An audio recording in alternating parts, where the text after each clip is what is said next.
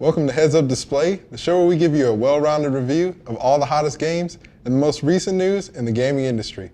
Today we're going to be talking about Bioshock Infinite. But before we do that, let's get to know our panel. I'm Carmen Askernes. I love playing RPGs and third-person shooters. I'm not a big fan of first-person shooters, but I enjoy any game with an amazing story. Some of my favorite games are Crash Bandicoot, the original, the Sly Cooper series, Uncharted 2, Batman Arkham City, and The Walking Dead by Telltale. What's your playstyle, Adam? I'm more of an explorer type person. Any game that has a lot of huge areas that I can explore and find all kinds of hidden items, that's what I like to do. My favorite games are Legend of Zelda, Ocarina of Time, World of Warcraft, Halo, Castlevania on the regular Nintendo, and Chrono Trigger on the Super Nintendo. Robin? I'm much more of an adventure explorer type. I don't play too well with others online. My games, number one is Final Fantasy VII, live, eat, breathe, and die that game. Then it comes with Journey, Crash Bandicoot, and anything Mario, and right now it's absolutely Bioshock Infinite. I also enjoy RPGs. Like Carmen, I like games that have stories, so if it doesn't have a good story, I'm not going to play it, which is why I'll never play any sports game. My top 5 games, in no order at all, Braid. I love the story, the art, the gameplay, everything about it. Banjo-Kazooie on the N64, one of the first games I hardcore played all the way through. Bioshock 1 and Infinite, I kind of can't pick between either. I love them both. Kingdom Hearts 2 and Okami on the PlayStation 2. Another beautiful game. Love the artwork in it. Back to you, Carmen. Okay, we're going to take a quick break, but when we come back, we're going to talk about the gameplay and the graphics of Bioshock Infinite. We'll be right back. Hey guys, my name's Alex Cruz, and I'm here to update you guys on the latest gaming news of the past few weeks. On April 3rd, famed developer and publisher LucasArts was shut down by Disney after Lucasfilm was acquired by Disney back in 2012. LucasArts was widely known for the many Star Wars games released over the years. Games such as Star Wars Battlefront, Star Wars Republic Commando, Star Wars The Force Unleashed, and many other Star Wars games were all released under LucasArts. LucasArts even teamed up with BioWare to release the wonderful Star Wars RPG games, Knights of the Old Republic, and the still-running MMORPG, The Old Republic. Now, LucasArts was also known for many other games other than Star Wars, such as LEGO versions of Indiana Jones and Star Wars, Escape from Monkey Island, and of course, Zombies Ate My Neighbors. With the closure of LucasArts, Disney has taken the reins of Star Wars-based games, which will be developed by Disney Interactive Studios or other third-party developers of their choosing. Due to this closure, the recently announced Star Wars 1313 and First Assault projects have been shut down in order for Disney to focus on Star Wars films. Star Wars 1313 was a third-person game focusing on Boba Fett, and First Assault was a first-person shooter that would be downloaded from console marketplaces. There is a chance that the games could resume development, so cross your fingers. The other big topic of news from the past few weeks is the Adam Orth predicament, also known as the Deal With It guy. This whole thing started on Twitter and soon moved over to numerous news sites and the ever-popular Reddit. Adam Orth, a creative director at Microsoft, was involved in a conversation with a person on Twitter about the rumors involving the new Xbox and an always online connection. Orth seemed to have confirmed the rumor that the new Xbox will require an always online connection in order for it to be played. After numerous arguments, Orth tweeted that people would just have to deal with the fact that always online connections are here to stay. This ignited numerous anti-Xbox rants and rants towards Orth's flat-out disrespect for gamers without internet connections. Now, Microsoft has not officially announced specifications for the new Xbox, so there is still a possibility that the rumors for an always online connections are not true. This whole predicament led to the resignation of Adam Orth at Microsoft, and this also has led to more speculation on what exactly the new Xbox will have. Thanks for watching, and I hope you enjoy the rest of our review of Bioshock Infinite. Welcome back to Heads Up Display. We're talking about Bioshock Infinite. So let's go and start talking about the gameplay. What do you guys think about playing the game and how the graphics looked in the game compared to the older ones? I was really impressed. They did a really good job keeping a lot of the better things from the first one and getting rid of some of my least favorite things, I guess, from the first one. First one was very confined, and it was kind of the same dark feel, which was really good, and it really fit the game. I liked that this one was all open. It was all out in the open, and I really enjoyed it. So, I don't know, I thought that as far as graphics, of course, we have greater technology, they're always going to look better, and they blew me away with it. The opening sequence when you're walking into Columbia, I was holding the controller going, oh, this is amazing! So that was my main reaction to the beginning of the game and then throughout the rest of the game. What I love is just the way combat kind of changed in this game. In the first game, I was like I'm going to stand in the corner, and when someone comes at me, I'm going to throw a plasma and gun. And this one, it's very different. It's like you can run into the middle and just start throwing stuff and shooting people. I just love the chaos of the game and how it really made me feel more in control than I felt in Bioshock 1, which I feel like is kind of the point. You're in this bright, vibrant environment that you should be able to embrace. Yeah, I think the game looks amazing, like you guys said. It's breathtaking. But for me, I'm going to be that guy. And the gameplay, I love the story. But the fact that every time I walk into a new area, there's like 60 enemies at once. And I was playing it on hard mode, so that was probably my fault. But it took me like 2 hours just to get past like the beginning segment when you first get a gun. So I felt like the enemies were a little overwhelming. And it kind of took away from the story for me. Yeah. No, But- I completely understand you on that, because a lot of what was sort of getting me is that it is a spectacular story, but I'm spending so much time trying to actually get through the level and not be killed by all of these enemies that I can't hear what Fink is trying to tell me. I had to put on the captions so I could actually read what he was saying to me. So I think that the gameplay detracted from the story. So the whole little narrative dissonance idea. Yeah. See, I don't know, for me, I used my vigors a lot. So I used the Murder of Crows vigor from the moment I got it. So I would just set Murder of Crow traps, and then once you get the ability to mix and match those with other ones, the Murder of Crows shock jockey combination was amazing. It took care of any problems I had. So I like shooters though, so I mean, I guess I come from a little bit more of a shooter aspect that it didn't bother me. You know, I had to change up the controls a little bit, but other than that, I was fine. I mean, I attempted the whole vigor thing, and after a while, I just tried to soldier through with my guns because, like, I would run out of vigors and, like, get behind cover, and I'm just, like, sitting there looking at Elizabeth, like, come on. Like, I need some more. Like, every once and again, she'd be like, oh, here you go. I'm like, yes, just to save me. But most of the time, it's like, well, I'm out of ammo, out of vigors, so I'm about to die. So, Did anybody else, like, really love combat when you're on the sky rail? Like, I love zipping around and my shooting gosh. at people, and they're, like, trying to get Skyline me. And I'm just, like, running around, like, you can't touch this. Like, I just love that element. It'd make it very fast-paced, and it was really great. yeah, the sky rail sold it for me, too. I was just like, this is awesome. Like, it's, like, better than vehicular combat. I was like, suck it, Grand Theft Auto. But anyway, we're going to take another break. When we come back, we're going to talk about the story and Elizabeth and how we think the story went, if it was satisfying or if it let us down. We'll be right back. Hey gamers, my name's Kyle Hughes, and I'm here to recommend a classic game for y'all to try out or revisit. Now, I think that Dead Space 1 was one of the best video games of our generation and definitely a great survival horror game. And with Dead Space 3 being released earlier this year and its roots of suspense thriller in question, I thought I would go over the survival horror game I grew up playing, Resident Evil 2. What makes RE2 such a great play is simply how well it captures the survival horror genre. With fixed camera gameplay that really makes you feel like you aren't the one in control, scarcity of ammo that forces you to pick battles and squeeze by zombies in tight hallways that you can't afford to waste lead on, an amazing music score that will have you jumping at your own shadow, artistic puzzles throughout that keep the pace from being too trigger-friendly, unique creatures aside from your day-to-day shambler that will follow you into your dreams, a handful of distinct scenery changes that don't let you get complacent with what's on the other side of that door, and 2 interwoven plot lines from 2 different characters that don't detract from the overall quality of the story. Every element of this game comes together to make a survival horror classic that grips you with suspense till the end and will make you want to put down the controller more than once. Hell, even the loading screens are scary.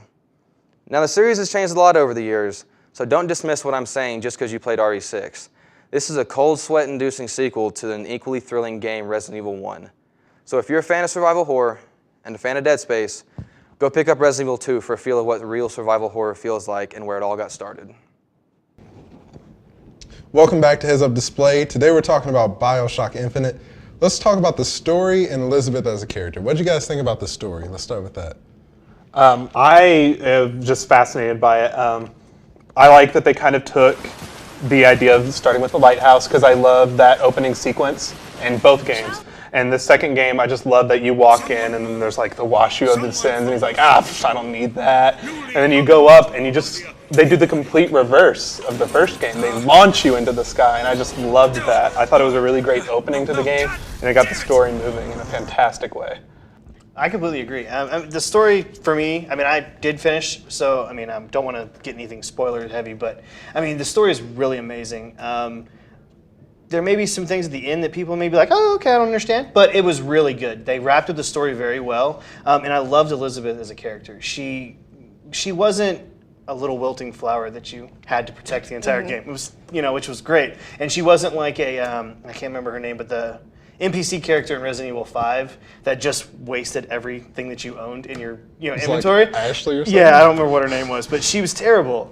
In this one, actually felt like she was there for you. You didn't have to worry about her. She would help you.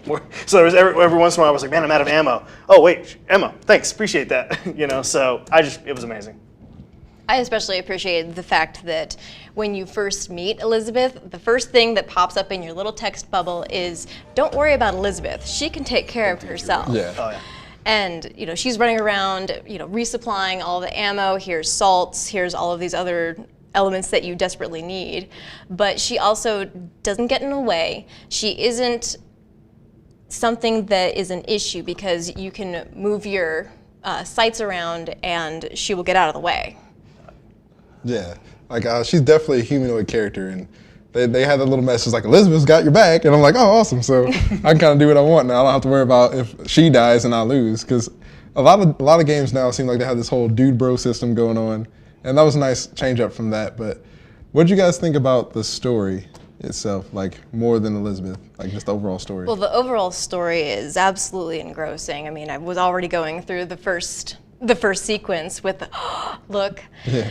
And I read some really amazing reviews like on Kotaku, and they were talking about like the religion within the game and how it was treated, and it was fascinating to see it read from both sides. So I won't spoil anything, just go and read those. But what else I thought was amazing was I like stories that don't hand feed you everything. Like you have to sit there and think for yourself and figure it out along the way. What I also really liked, going off of the religion comment, was how they take the idea of how do religions get founded, like what starts them. They have the founding fathers become these like religious icons, which I thought was very cool. Like when you first get through the opening bit into the sequence, you're greeted with these huge statues of our founding fathers, and they all have like these names on them, and I can't remember what they are at the time. But it's just great to see like that they're thinking about not only what kind of religion commentary can we make on current religions, but how can we cast religion in a different light to kind of make people examine it. Oh, absolutely. The religion angle threw me off at the very beginning. Like right as soon as we started, I was like, oh, okay. It kind of felt the same way about the overly out forth racism in the game. But as I started playing it, I was like, okay, this fits the time period. It fits how everything's looking. And I liked that certain maybe negative characters from history, like Booth, and certain positive people like Lincoln are cast in completely different lights than they are in normal history. Lincoln's the enemy. He's the bad guy, and Booth is like, oh, he's the patriot. And that was a very interesting dynamic that the story took. So. Yeah, I like that. I mean, when I first popped the game in and you're like at that rally and they have the interracial couple come out, and I'm like, oh, racism in the face. Like, it's very in your face the whole time. And actually, I wasn't offended by it. I like that they decided that this is a game we're going to make and we're going to go all the way. And we want it to be realistic to the time period, and this is how things were. So I think it helps people see that was ridiculous back then, the way people thought. And I feel like other than being offensive, it was helpful to the story. Like I was like, yay, Vox, until they something happens. But until the tables turn. Yeah, spoiler alert. What I also like is because the Bioshock games are known to take like historical things out of context, they also have the character of Elizabeth who can take you to places where the history is radically different.